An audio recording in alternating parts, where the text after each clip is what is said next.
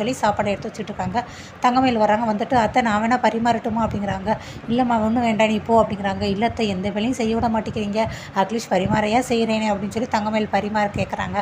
சரி வையுங்க பரிமாறிடுறாங்க. அடுத்து ராஜியை பார்த்துட்டு ராஜி நான் உங்ககிட்ட ஒன்று கேட்குறேன், கோவப்பட மாட்டேன்னு. என்னக்கா கேளுங்க, கோவப்பட மாட்டேன் அப்படிங்கிறாங்க.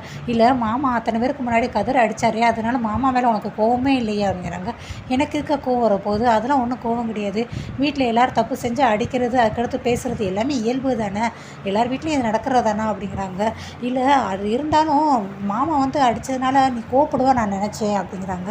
அதெல்லாம் இல்லைக்கா, எங்கள் அண்ணனுமே நிறைய சேட்டை பண்ணுவான், நிறைய சண்டை வரும், எங்கள் அப்பா எங்கள் சித்தப்பாலாம் அடிப்பாங்க. ஆனால் எங்கள் அண்ணன் யார் கூடயும் பேசாமல் அப்படி இருந்ததில்லை.